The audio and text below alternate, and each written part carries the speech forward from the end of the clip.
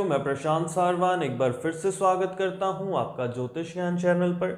आप सभी जानते हैं इस चैनल के माध्यम से मेरा प्रयास यही है कि मैं आप लोगों को बहुत ही सरल शब्दों में ज्योतिष सिखा सकूं, ज्योतिष का ज्ञान दे सकूं, ताकि आप भी इस विद्या का लाभ उठा सके और जान सके कि सही मायने में ज्योतिष है क्या। हमारी चर्चा चल रही है कि प्रत्येक लग्नों में हमें रत्नों का चयन किस प्रकार से करना है।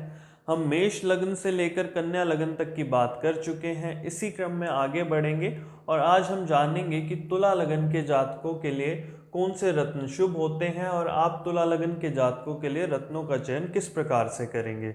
आज की वीडियो में स्टार्ट करूं, आज की क्लास में स्टार्ट करूं, उससे पहले आप लोगों से रिक्वेस्ट करूंगा चैनल को सब्सक्राइब कर लें, बेल आइकन पर भी क्लिक कर दें, ताकि भविष्य में हमारी जितनी भी वीडियोस आने वाली हैं उनकी नोटिफिकेशन आपको मिलती रहे, आसानी से आप हमारी वीडियोस को देख सके, इनका लाभ उठा सके व ज्योतिष सीख सके। यहाँ पर मैंने एक काल्पनिक कुंडली का निर्माण कर लिया है। तुला लग्न की ये कुंडली है। तुला लग्न की कुंडली ये इसलिए बनी क्योंकि लग्न में प्रथम भाव में 7 नंबर लिखा है। 7 नंबर माने तुला राशि। मैं आप लोगों को पूर्व में बता चुका हूँ कि कुंडली के प्रथम भाव में जो राशि आती है वही हमारा लग्न होता है।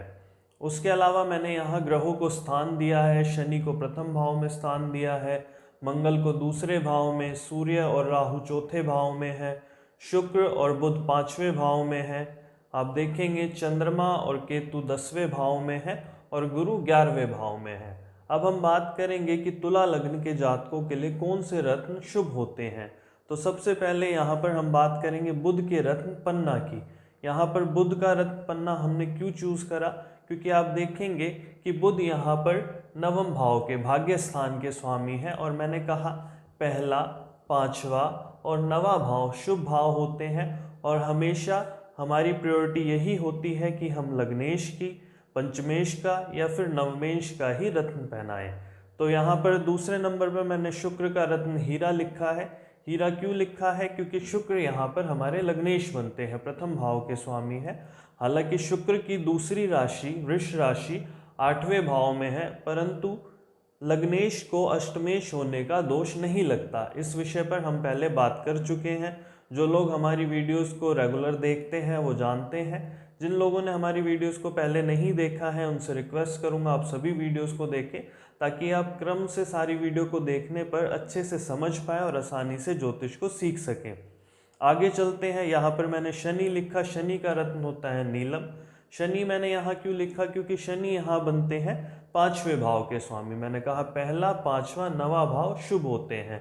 पहले के स्वामी शुक्र, 5वें भाव के स्वामी शनि बनते हैं और 9वें भाव के स्वामी बुध बनते हैं। तो कोशिश करेंगे हम बुध, शुक्र और शनि का ही रत्न सजेस्ट करें। उसके अलावा कुछ कंडीशंस होती हैं कि इनके अलावा कुछ ग्रहों के रत्न हमें पहनाने पड़ जाते हैं, वो एक्सेप्शन केसेस हैं, उस पर हम आगे कभी चर्चा करेंगे। अभी हम जो मेन जो हमारी बात है बुध, शुक्र, शनि पर है, तो हम इसी की बात करेंगे। आपको ये तो पता लग गया कि कौन से 3 रत्न तुला लग्न के लिए शुभ होते हैं। अब हमें इनका चयन कैसे करना है। अब आप सभी तीनों रत्न तो नहीं पहना सकते और हर जातक के लिए हो नहीं है कि तीनों रत्न शुभ हो, या फिर आप किसी जातक को कोई हो सकता है 1 रत्न पहनाना पड़े, 2 पहनाने पड़े, या हो सकता है 1 भी ना पहनाना पड़े, उसके ग्रह इतने स्ट्रोंग हो या फिर ग्रह अच्छे भाव में ना हो, बुरे भाव में हो। तो बहुत सारी कंडीशन है, उसी पर हम बात करेंगे। यही हमारा चर्चा का विषय है और ये सीखने की भी बात है। मैंने बहुत लोगों को देखा है कि देखा जी तुला लग्न की कुंडली है, चाहे शुक्र 8वें में हो, चाहे 12वें में हो, चाहे 6ठे में हो, शुक्र का रत्न हीरा सजेस्ट कर देते हैं, जो कि गलत बात है। हम पहले यहाँ पर इस काल्पनिक कुंडली पर लगा के देखेंगे। तो सबसे पहले हम बात करेंगे शुक्र के रत्न हीरे की, कि हीरा यहाँ पर पहनाया जा सकता है या नहीं पहनाया जा सकता।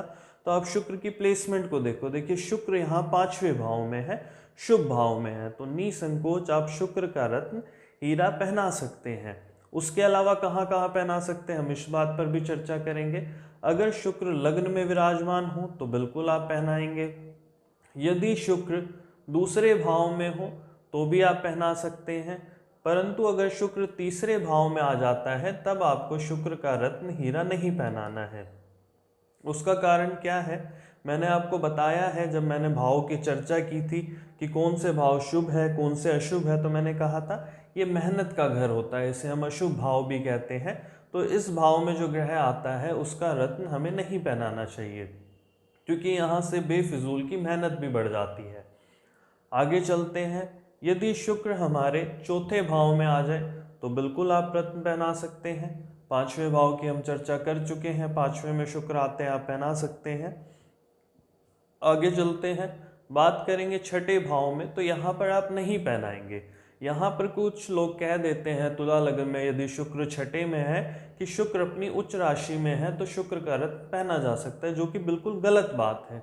कुछ लोग 6, 8, 12 में आए हुए ग्रहों को बलहीन बताकर भी रत्न सजेस्ट कर देते हैं, जो कि गलत बात है। मैं हर बार कहता हूँ बलहीन होना और शुभ और अशुभ होना अलग अलग बातें हैं। शुभ ग्रह भी कमज़ोर हो सकता है, बलहीन हो सकता है, और अशुभ ग्रह भी बलहीन हो सकता है। और ऐसा भी नहीं है कि अगर कोई ग्रह अपनी उच्च राशि में आए, चाहे वो छठे में हो, आठवें में हो, 12वें में हो, तो आप रत्न पहना दें। नहीं पहनाना है। अगर छठे, आठवें, 12वें में कोई ग्रह आता है, वो चाहे कुंडली के लिए शुभ है या फिर अपनी उच्च राशि में भी आता है, तो आपको रत्न नहीं पहनाना है। उसके अलावा तीसरे भाव में नहीं पहनाना है।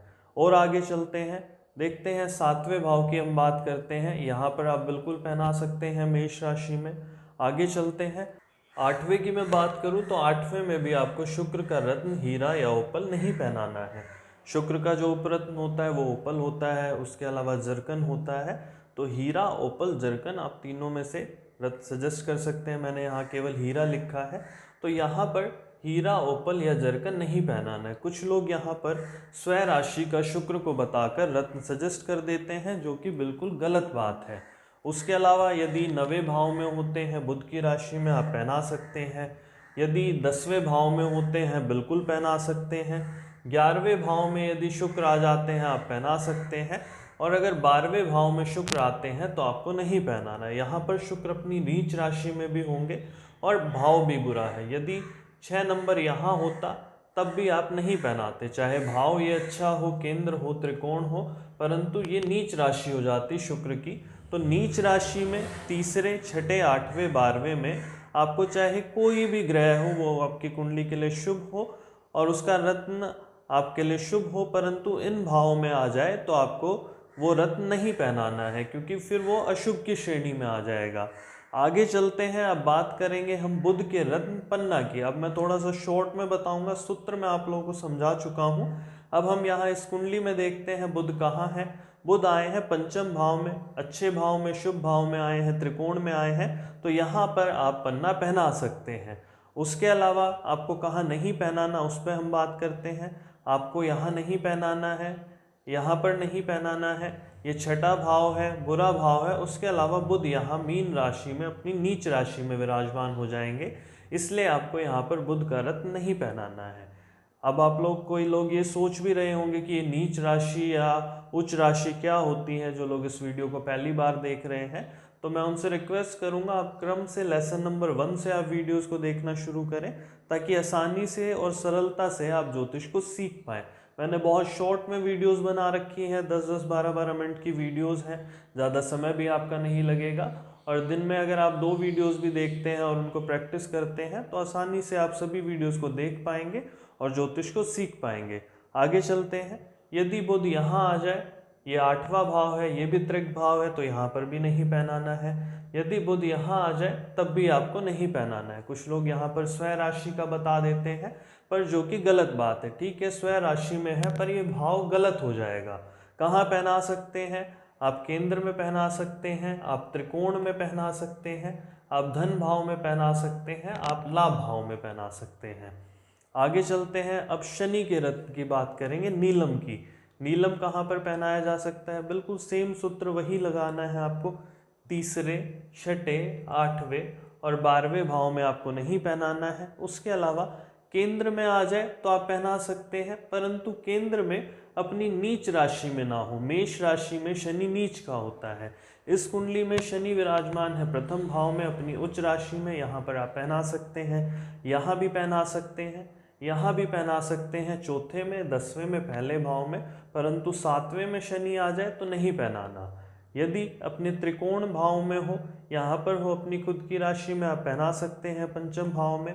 यहाँ पर आ जाए तो पहना सकते हैं नवम भाव में। धन भाव में आ जाए तब भी पहना सकते हैं, लाभ भाव में शनि आ जाए तो भी पहना सकते हैं।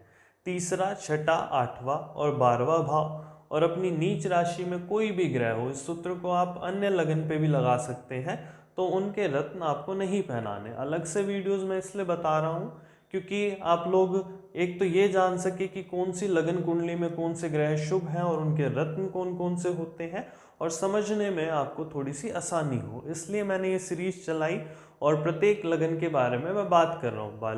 बाकी अगर मैं बात करूँ तो सूत्र तो बिल्कुल सेम है, सूत्र आपको वही लगाना है। बहुत से लोग समझ चुके होंगे और आगे भी उन्होंने प्रैक्टिस भी कर लिया होगा, पर जो लोग नहीं समझ पाए उनके लिए अलग अलग से वीडियो देनी ज़रूरी है। आशा करता हूँ आज की वीडियो आपको अच्छी लगी होगी। जो टॉपिक मैंने समझाने की कोशिश की वो आपको समझ में आया होगा। अगर मेरे द्वारा दी गई वीडियोस आपको अच्छी लगती है तो आप लाइक किया करें, शेयर करें, कमेंट करके मुझे बताएं। कोई पर्टिकुलर टॉपिक पे आप वीडियो चाहते हैं या किसी चीज़ का आप उपाय चाहते हैं तो आप हमारी वीडियो के कमेंट बॉक्स में कमेंट कर सकते हैं, मैं आप लोगों के लिए अलग से वीडियो बना दूंगा।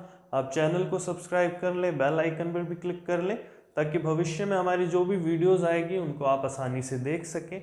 यदि आप मुझसे अपनी कुंडली का विश्लेषण कराना चाहते हैं तो डिस्क्रिप्शन में मेरे नंबर दिए गए हैं, तो आप उन नंबरों पे व्हाट्सएप कर सकते हैं। कॉल ना करें, केवल व्हाट्सएप पे मैसेज छोड़ें, आपको जल्द ही रिप्लाई भी वहाँ पर मिलेगा।